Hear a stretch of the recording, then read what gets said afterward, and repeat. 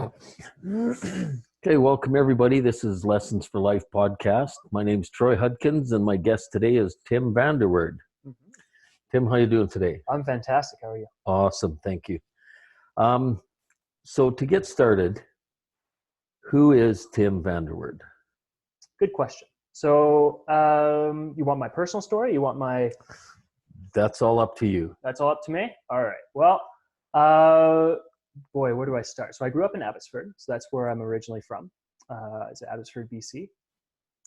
We went to, at around age 14, I went to the States in Indiana, right outside Chicago there. Nice. For my dad to go to seminary. So my dad went to seminary for about 3 years and then came here. I met a woman down here. Rest is history, as they say. Rest of my family kind of lives all over the place. I have 6 brothers and a sister. And Nice. so a huge family. Most of them live in Abbotsford, and then they're kind of spread out throughout Canada. So Nice. Yeah. Does your family have a big impact or a big influence on your life? Huge. Yeah. So like me and my siblings are, I'd say, fairly close. Like I visit them all the time. I talk to them a lot. Yeah, they've had a huge impact on me for sure. As siblings do, I think. But yeah. Right. So what would you say is the biggest influence that you've had from your siblings? I think well, I'm the youngest. Well, I'm second youngest. So I've had a lot of, I guess my siblings have had the most impact for me from a leadership standpoint. So they've been kind of molding me through my parents' instructions, kind of a thing when I was growing up. So I think that's the biggest thing, is kind of learning from their mistakes and failures as well as their successes, kind of talking to them about it and then kind of molding myself through that. I'd say that would be. Do you learn lots from seeing what they've gone through and the things they've done? A little bit of both. Yeah, a little bit of both. So yeah. So and I talk to them quite a bit. So yeah. And now I'm pretty. It's just helped me being pretty laser focused on what I want. So now, so I'm about 28 years old. I'm going to be 29 in April here coming up. But I've become, especially over the last couple of years, very success minded and kind of looking at different podcasts such as yourself. I haven't seen anything that you've done so far, but I'll probably check you out after I'm done here. But looking at different podcasts, different kind of books and things like that to make me the best person I can be, I guess. So that's kind of where my life is right now. That's your direction, looking for success in your life to make you the best that you can be. That's right. Awesome. Yeah. Who do you think was your biggest influence, your mother or your father? I'd say both, hand in hand. So they're still together today. I've never had like a stepfather or anything. I still have my biological parents are together, which is pretty rare. They've been married a long time. So that's been really influential on my marriage, understanding how, a good, healthy marriage acts and kind of behaves. But they've both been a huge impact for me. Like my dad has been teaching me a lot about responsibility, that kind of side of things, Yeah. My mom is more kind of on the caring and that kind of nurturing. Side of things. Yeah, exactly. Right. Yeah. Which is, I think, being the caregiver and the, you're good, son. That's a good way to go. And, yeah, exactly. Yeah, exactly. And my dad's very much the hard one. Like, okay, it's time to grow up. This is how you know what I mean? Yeah. My mom's kind of the one that's like, oh, tell you what you want to hear kind of a thing. Maybe not, but more that side of things. My dad's going to tell you more loving and caring, and yeah. Not that your dad's not loving and caring, but he's the one that teaches you some of the hard knocks. Yeah, exactly. And he's very experienced in a lot of ways. Like he owned his own business for a very long time. He was a mortgage broker, and he owned his own business for a very long time. And then he went to he went to Chicago, right, or in Indiana there, and became a minister. And so complete career path, or career change rather, switch gears, and then I forgot where I was going with this, but yeah, he's very experienced. That's where I was going. He's very experienced, and he's got a lot of wisdom, I think. So he's kind of the one I like to take a lot of direction from. A lot of things you can ask about and get some good insight. Yeah. Okay, yeah. Awesome. What is one quality from your mother that you would want to pass on to your future generation? My future generation? I think my mom is the strongest woman I've ever met. And so I think if I ever had daughters, I think that's the main thing I want to pass on to them, especially in today's world. I think that, ever since I'd say 2002, 2003, I think a lot of women are more and more depressed. Depression has been running rampant in young women, especially in high school and before that. So I think that's one of the biggest ones, is to teach them how to be strong. And yeah.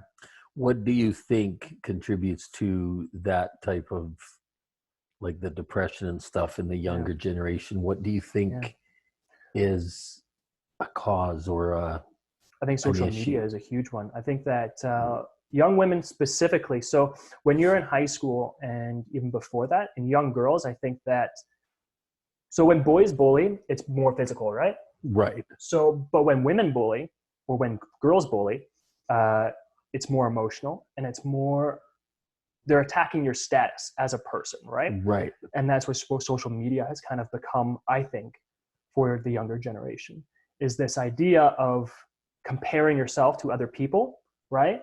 Like, and that's and women get very stressed out about that, especially in high school and before that, right? Who's going to the prom? Who brought who to where?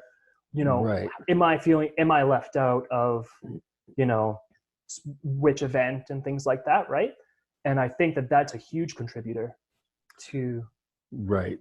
Yeah. And what would you do to, like you said, if you had daughters, what would you do with them, or how would you teach them to battle against that? Yeah, I think really viewing what they're doing on the internet is a big one. I think that a lot of people just give their kids iPads, and then it's kind of called the iPad parent, right? Right. They just give them. I met one person, well, I won't say who their name was, but when their kid gets up, they have an iPad in front of them when they're in bed.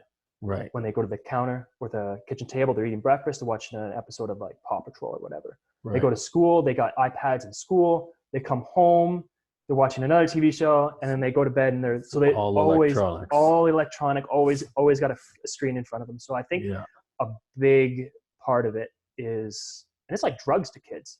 Oh yeah, this is proven. Like, it's addictive. It's extremely addictive, and social media especially it's insane, especially in young women. So I think number one is monitoring what they're doing on the internet, monitoring what their relationship with technology is, and kind of setting controls on that, and really, really staying on top of it. Right. Well, my grandkids they growing up in this electronic age. Yeah. And that's one thing we do, is we make sure when they're around us, if they're on their electronics, they're doing something educational. Yep, sure. They're playing a game that teaches them something, not just a random game. Sure. Or something like that. That's probably smart. I think so. I hope so. So we touched on your mother. What is one trait of your father's that you would want to pass down to? I think the responsibility thing. I think that's really, really important. And I think it's one that's kind of an old school value that has gone to the wayside, as well as just learning how to live a Christian life. My dad is really, really, really focused on theology, being a minister, and he's very, very smart when it comes to those kinds of things. So I think that's a big one that I'd like to pass on to my kids, is knowing what it is, what it means to be a good person, and help other people, and being responsible, understanding that your actions have consequences, and not being. I think a lot of people today, kind of have this victim mentality, especially my generation, of like, oh, everybody's against me, and the whole world is against me, and there's nothing I can do, and it's like, okay, everybody's got their crap. Everybody's got a story. Everybody's definitely. Yeah. Sometimes you gotta just. And you don't necessarily know what everybody else's story is either. That's right.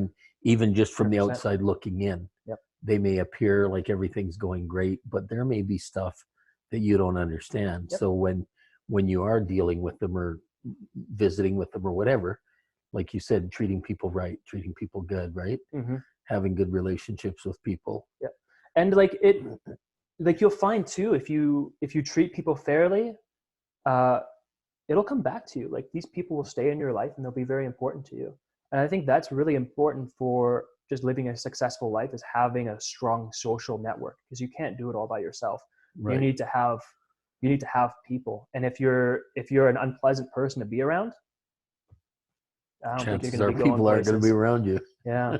And you won't be going places. Yeah. It's definitely makes it harder, and it's like that old saying goes, it takes a village to raise a child. Mm-hmm. Well, it takes a village to raise a person as they get older too, because like you said, you need those social relationships and those experiences with other people. And, you can't do everything alone.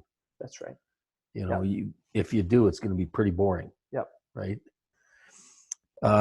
What is one thing in your life that you've accomplished so far mm-hmm. that you're most proud of? Oh, I got a lot. I've got a pretty successful marriage. That's probably the biggest one. Nice. Yeah, we've been married for 6.5 years, I think now. So awesome. Yeah, that's probably the biggest one. And we are a really awesome team together. So I think that's the biggest one. Another really good one is I have my own successful piano business. Nice. I've had that for about 2 years. So I teach piano, and that's been really awesome. It's been a huge impact on my life to be able to teach kids and teach others, the impact that music can have on somebody's life. And once again, like, responsibility, right? Like, right. I only see these kids for about half an hour at a time, and some adults as well, but the rest of the time is up to them, right? They're not going to grow unless they, improve themselves. They need to actually do the work in order for them to improve. Right. And so when they see, and when they actually do that and they do grow, it's really cool to see that, I'm having that impact on their lives. Right. That's always amazing to see when you've helped somebody or done something with somebody, see your end result mm-hmm. in them. That's right. It's always satisfying to you as a person. Yeah. So teaching children or adults piano, which one's easier? Which one's easier?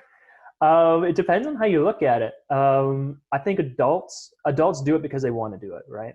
Kids often do it because their parents want them to do it. Right. So adults are more likely to do the work. And whereas kids, it's a little bit, I have to push them a little bit to practice and to, do those things. But it's really cool to be an impact on these kids' lives. It's much more, I find it, and they pick things up. Like, these kids are like glue. They'll just they're sponges. They're like sponges. Yeah. They just pick everything up so quickly. It doesn't matter what you give them. Yeah. And I just like throwing more and more stuff at them, and they're just like, yeah, let's go. And so that's really cool to watch. Do you find that adults are a little, how do I want to say it, harder to teach because, like you said, they're doing it because they want to do it? Mm-hmm. So now they're expecting more out of it? Do you find that that's... No, No, I don't think so. I think that they're harder to teach in that they don't pick things up as quickly, right? Sometimes their finger dexterity isn't always there, or they aren't used to thinking about it in that way, right? Right. Because sometimes it's like dividing. Yes, exactly. Because sometimes it's like it's like splitting your brain in half, and like one side of your brain is doing one thing, one side's doing another thing. And that can be very difficult if you have never done that kind of thing before. Right. So your brain isn't used to doing that. Whereas if you are teaching kids, you're kind of developing them at an early age to program their brain, which is obviously the stage that they're doing that in. So it's a lot easier for them to pick those things up. They're easy to mold. Yeah. Yeah. That's a good way to put it. Which person outside of your family has had the largest impact on your life? Let's see. So right now it's probably my boss, Ryan. So I work at a place called Shoe Solutions, just on 13th Street. And he's had a huge impact on my life. I've only worked there since about September. But we have a really, really strong relationship. We're very good friends. We clicked right away. We're like the same person. We have the exact same values. We have the exact same drive and mindset and all these things. So we're just like constantly bouncing ideas off of each other and growing from each other. So right now, he's a huge mentor of mine.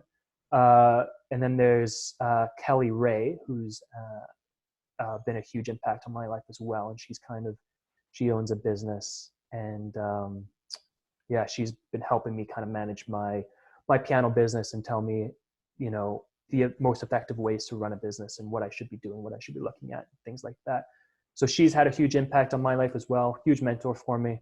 And then my old boss, Steve, has been also a huge impact on me as well. And once again, just like self-improvement, but also once you get to a certain point, leading others so that they can also improve themselves, right? Right. Yeah.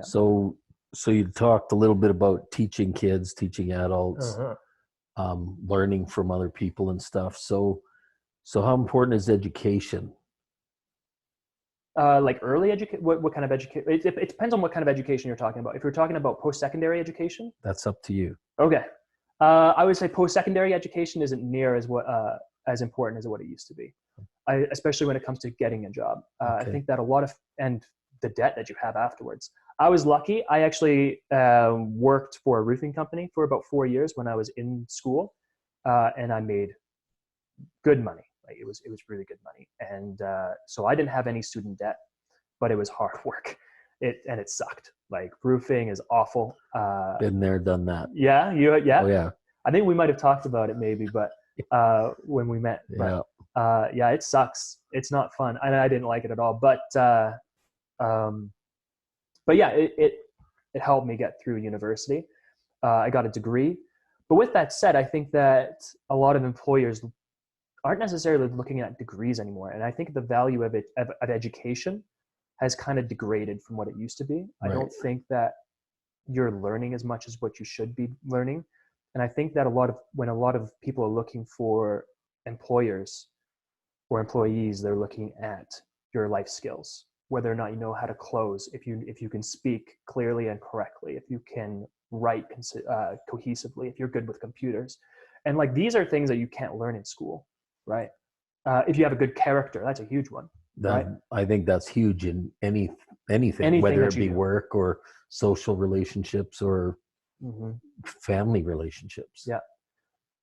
It's your character. It's your character. Your character is massive. Yeah. Because it's contagious. Yeah. If you have a negative attitude and you're in a workplace, it's extremely toxic. Versus if you have a really good attitude, you're enthusiastic, you know what you're doing. It's extremely toxic too. It's so toxic, and everybody else wants to do more. And yeah, absolutely. Yeah. So that was my next question. So education, school or life lessons, which one carries more impact? I think life lesson. Well, if you're in high school, I think graduating high school is essential.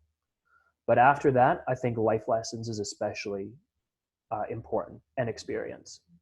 Job experience and life lessons are extremely important. So like schooling give you a basis. Everybody has to learn. We've got to learn some skills. So that's what schooling is good for. Right. Not that it's not good later on, but but that gives you a basis, Yeah. right?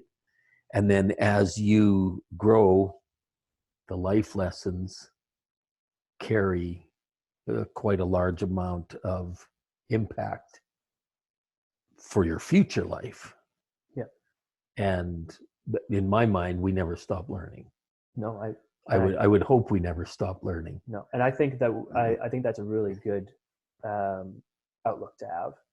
Is, and I think it's a really humble one of like, no, I don't know everything, Right. and I need to get out there, and I need to learn from other people, and I need I need mentors, people who have more experience than me to be teaching me stuff. But as far as school goes, I think that it's still important. I think that, so my dad used to always say that if you always want a 5% edge than the other guy, right? You always want something that people are going to look at you for and be like, okay, they're both kind of the same, but this guy's got that, so I'm going to hire this guy. And I think school can be that 5% edge. Right. Right. So it's still important, but life skills are, invaluable. Right. Right. So that being said, education and life skills. Did you want the water? Yes, please. Thank you. So would you, how do I want to put this?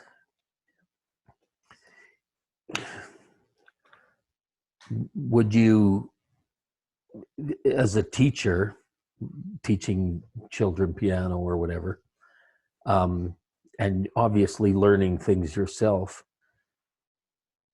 how do you know when you know? When things are working. If things aren't working, that means you're doing something wrong. Right? If so in my, so let's say teaching piano, right? If my kids aren't improving, I'm probably doing something wrong. So then you got to step back and take a look at it and say, okay, yeah, I'm not sure. I got to change what I'm doing or whatever. That's right. Okay. Yeah. Who is your idol?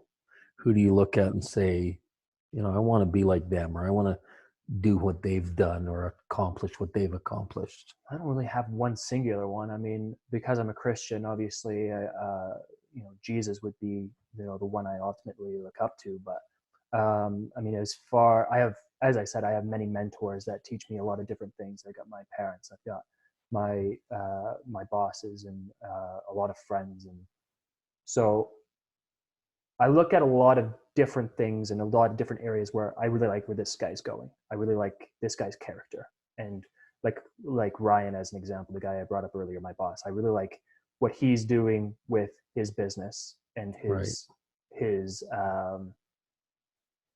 outlook on life, and so I want to be that way. But I also want to be like this guy Steve that I was talking to you about, who he's kind of no nonsense. He doesn't like dealing with people who aren't contributing to his own life, right? Right. If anybody's bringing him down, he doesn't want anything to do Thanks with them. for coming. Yeah, exactly. So, I think there's a lot of different areas and a lot of different people that I really aspire to be. And you take different points from different people or different characters or traits and implement those in your life? Yep. Okay, awesome. Did you play sports when you were young? No, I'm not very athletic. I was in, I did take like self-defense classes when I was younger. Okay. So, and that was for about 3 or 4 years before the age of 14. So that's about as athletic as I came. I was more the musician. I was more the arts person. Okay. So athlete. We'll go there too, but sure. So from the self-defense, what, a lot of those things are very structured and very focused, Yep. if you will. Mm-hmm. So what would you say was the biggest thing you got out of that you use in your life? A lot of it, self-confidence and self-worth. When you learn how to handle yourself, if because I don't think everybody fears that they're walking down the street and then there's a situation that they don't know how to deal with physically, right? But if you're trained to know what to do, I think your self-confidence gets bigger and your self-worth is there. And I think that's the biggest thing, is I just became more confident from it. Yeah, because I knew how to handle myself physically. Right. Okay. And so in the artsy side of things, were you on like debate club or any type of thing like that, or chess club? Did you do any of those kinds of things? No, I was strictly in piano, and that's pretty much it. Okay. Yeah. Did you have a group like in the music class that you kind of were with or dealt with all the time? Like, what do you mean? Like say in school, Mhm. when you have concerts or Mhm. music lessons and everything, you have Sure. other people that you Yep. interacted with a lot? Yep. And like I was in a lot of I don't know if you know what Kiwanis is, but I'll explain what it is anyway for all the viewers. But it's basically like a competition. You go in town, you sign up, and then you play a piece, and then you're judged, and then yeah, there's a winner declared basically. So I did So those kinds of like yeah, exactly. Okay. Competitions, exams, piano exams, where once again you go before like a jury, and they grade you based upon how you did, and then they move you up into like the next grade. So Okay. I did a lot of those kinds of things. So more singular competitions, if you will, rather than Mm-hmm. team based or Yep. that type of thing. Yep. I think So that's pretty good. what kind of experience did you gain from that um, as a competition? I think once again self-confidence. Like, and I hate to go back to that again, but I was pretty good at it. Like when you find something that you're good at and that you excel at, I think you have a really great opportunity to find a really steep upward trajectory. And so, yeah, that's the biggest thing that I got from that. And obviously, I was able to turn that into a bit of a kind of a side project with my teaching. Into your business. Into my business. That's awesome. Yeah. Gaining that really experience through your youth and then turning it into something major at the end. Yeah, it's been really cool. Did you find yourself like going to your piano competitions and stuff? Did you find yourself competing against other piano players, or did you more focus on being better than yourself? At the time, I focused on being better than other people. Yeah. Whereas, I mean, the correct answer should be, well, you want to be better than the person you were yesterday, right? Right. But I wasn't quite there yet. Yeah. So at the time, yeah, I was looking to be better than other people. Look at me! I won this competition. Exactly. Look at me! I'm the best. Yeah. Yeah. That's right. What inspired you to choose the career you're in right now? So two things. So, well, I do two things, right? So I'm at a place called Shoe Solutions. I'll explain what that is actually real quick. So at Shoe Solutions, the owner his name's Ryan. He's a podorthist. He went to school, and so he knows all about the foot, right? He's very, very, very knowledgeable when it comes to feet. And what attracted me there, I went there as a customer. So, and their goal is to help people. That's it, right? And prior to that, I had a sales job where I worked at Best Buy. So I was selling TVs, computers, like novelty things. And I wasn't really making a difference in people's lives, right? And like I was, and now working at Shoe Solutions, I'm literally changing people's lives, which has been a huge, like so incredible. And then with my piano, same kind of thing. So what inspired me to do that was, well, I was bullied a lot when I was a kid, right? So I don't have a very good figure, as you can see. I was a pretty skinny kid. That's why you took the self-defense classes. That's right. But I was a pretty skinny kid when I was growing up, so I was picked on a lot. And but music, if I didn't have music, like I wouldn't be the person I am today. Right. I probably wouldn't be near as stable. And so if I can use music and teach others and allow it to help people the way it helped me, even like a fraction of a percent, I think that that's a really good thing to do. Nice, nice. I love music. I listen to all kinds of music. Mm-hmm. I like having it on in the background. Like I turn it on just about all the time. It's one of those things I think that's taken for granted, especially like in today's age of technology, where you can just look up a piece of music on YouTube or like Apple Music or whatever, and just fire it up. Like back in the day, you had to buy like you were just buying like a CD or like LP. oh yeah, or like a record or whatever. Yeah. Like we live in Yeah. a pretty privileged time. Oh yeah. And you can get any type you want to listen to at any Yeah. time, any given time. Which is incredible from all kinds of different artists. Yep. Is there anything else in your life that you would like to do? Yeah. I mean, there's lots of things I'd like to do. I'd like to travel more. I'd like to be a better artist. I'd like to. I don't have any kids yet. That's something I'd want to do. I got all kinds of things, but I mean, it's kind of far back in the cards. It's not really in my next, let's say, 5-year plan or anything Okay. like that. But Okay. yeah, it's definitely on the list. If you could do or be anything at all without any chance of failure, what would it be? I'd say just a really positive role model and leader. Nice. Nice. For everybody. For everybody. As many people as I possibly can be. Right. Yeah. And you talked a little bit about helping people and in the shoe store and stuff. Yeah. How important is it to you to be able to make a difference in people's lives? I mean, sorry, repeat the question. How important is it to you to make a difference in people's lives? I mean, I think that's one of the main things. I think we have a moral responsibility to help others. I don't think it should be a choice. I think it's something we should just go out and do. So I think it's huge. Yeah, massive. Nice. Yeah.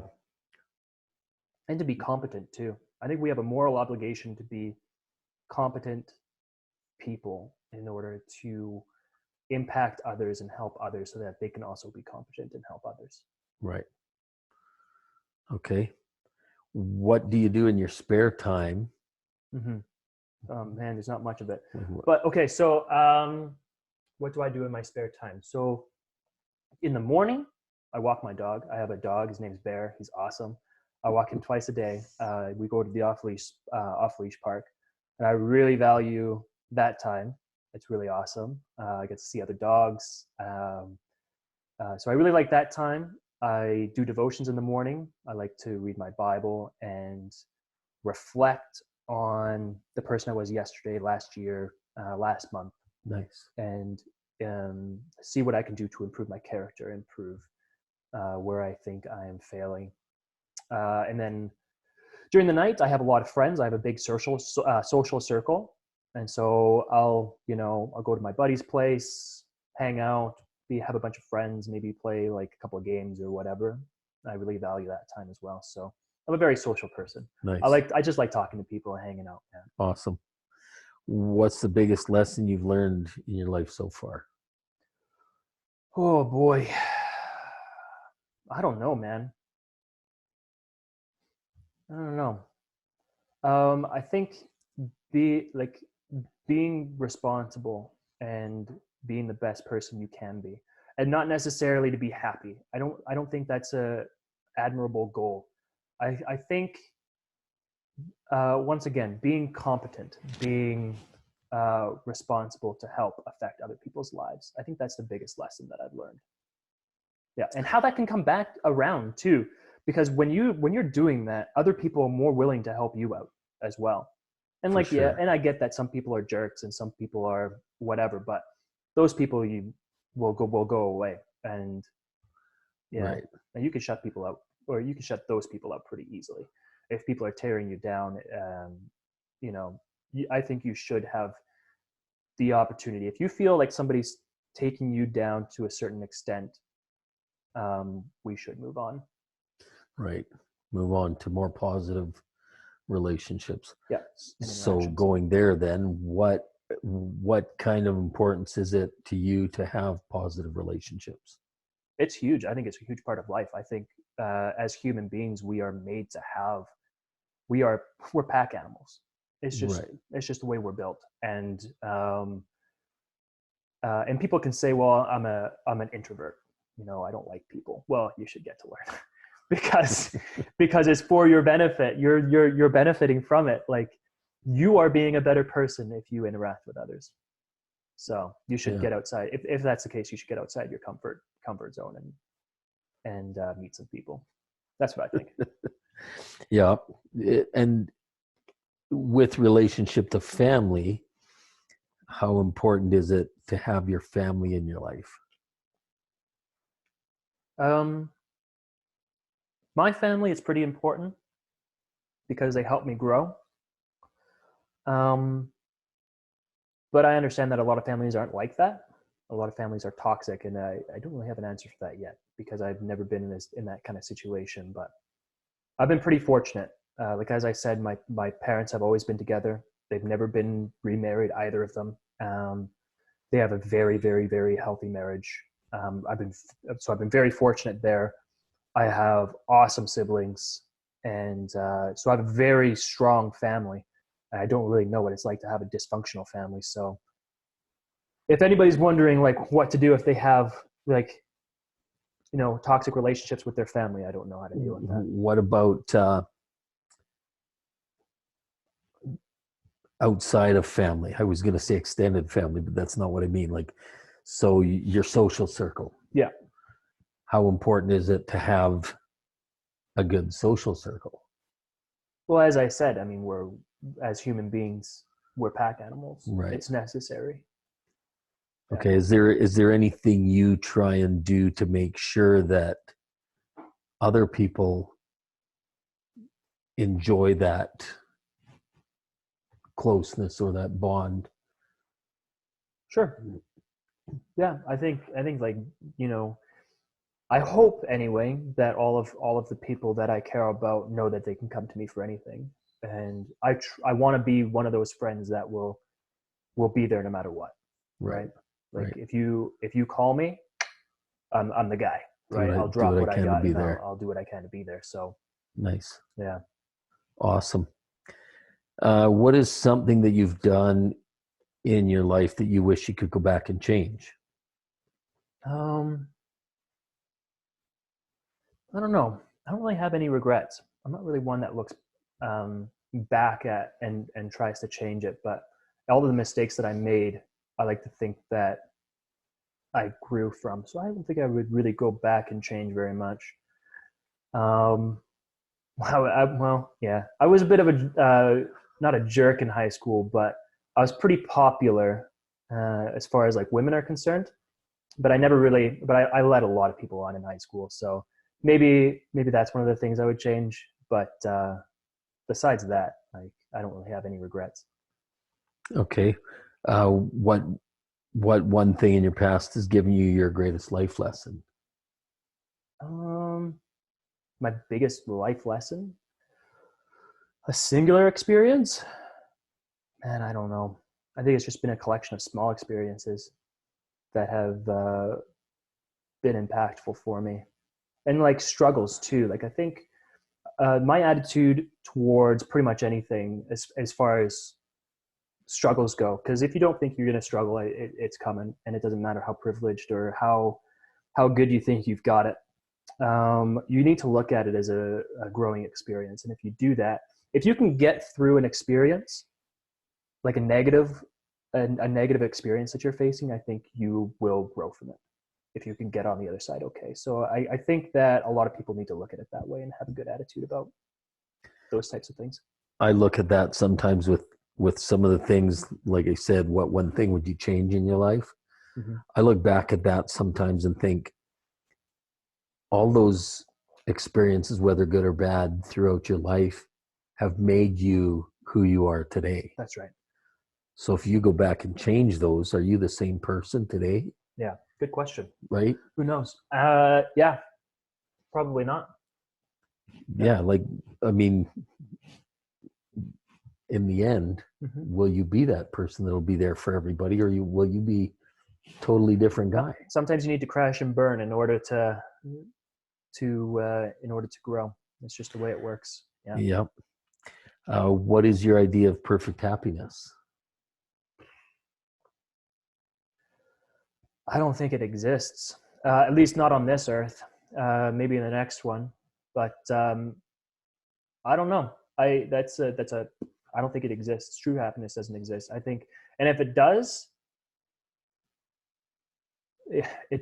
there's no way it does. I think as human beings, we're always moving towards being comfortable, but never really getting there. You know, I think that's kind of our existence, is trying to reach this perfect, without even getting there. And I think that's what heaven is going to be, is, you know, finally being reaching that comfort. But Nice. as far as this mortal life goes, I don't think such a thing exists.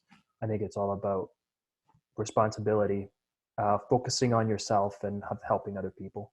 Nice. Yeah. Nice.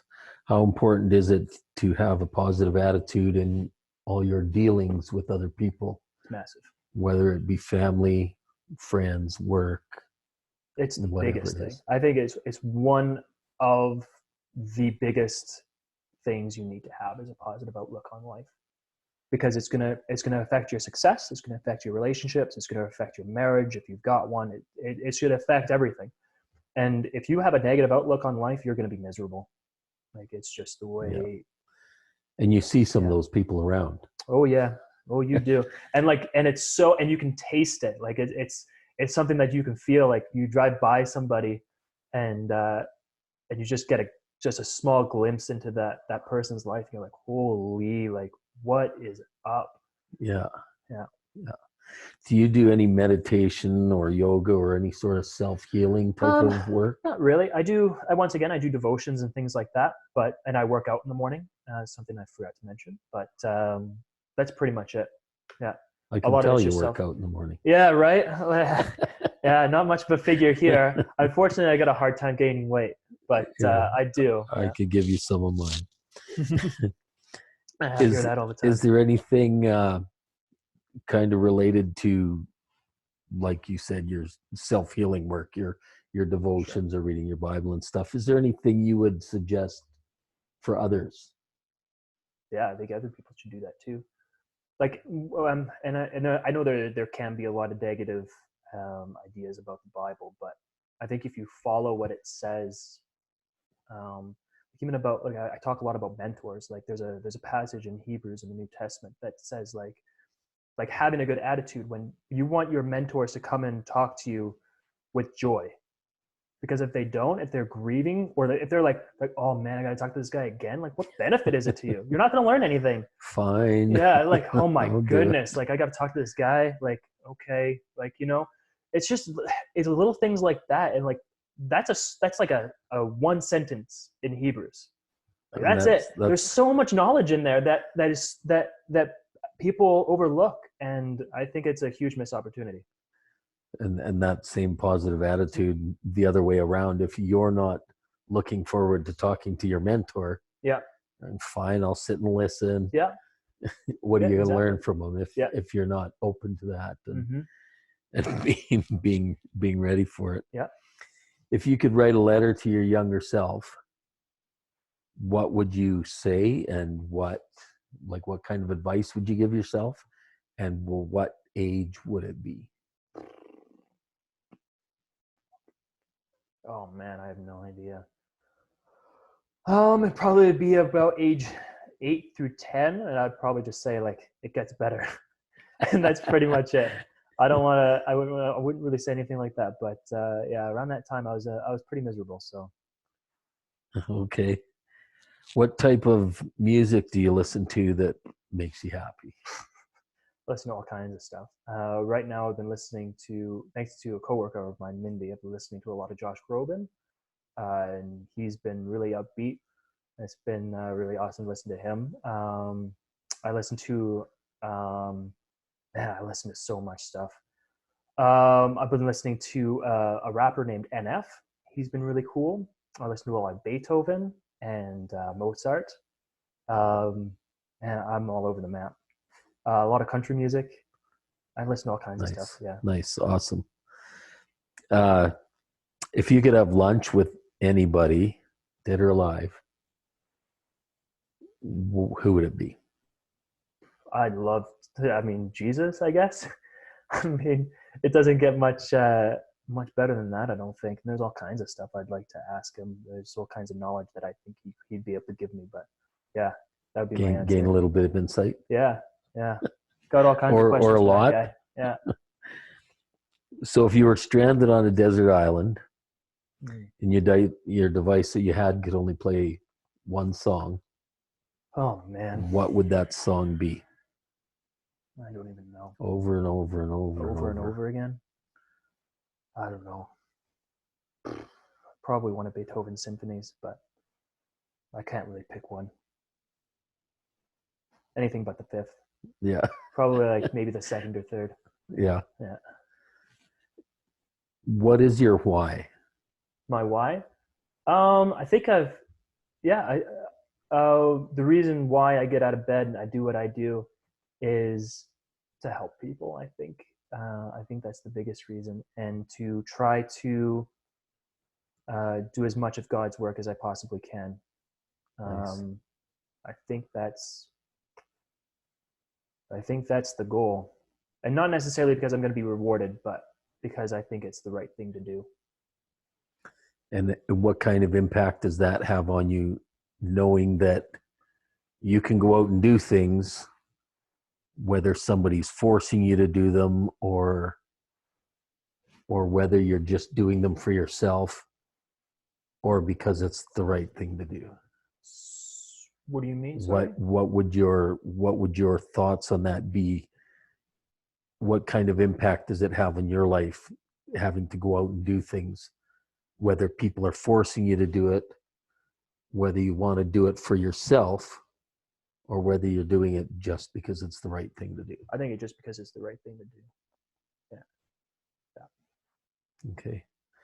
Last but not least, final question. I've taken this from another guy's podcast that I listen to. Sure.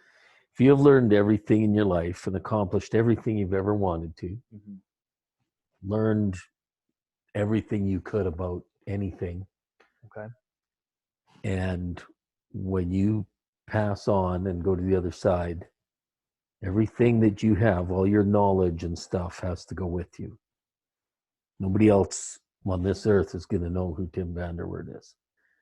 But you could leave behind 3 lessons for life. What would they be? Well, the first one would be to be Christ-like, or to be as close to Christ as possible, and to lead a godly life, I think would be number 1. Number 2, I think, would be to work hard and have a sense of responsibility. And the third would be to be as competent as possible. Nice. Awesome. Thank you very much for your time. Hey, no problem. Thanks for having me. It's been fun. I appreciate it. You got a lovely home. Thank you. Half done. Yeah. We're working on it. All right. That's Lessons for Life. Thank you for joining us. My guest, Tim Vanderwoerd. Thanks again, Tim, and maybe we can do this again sometime. You bet. That would be awesome. Thank you very much.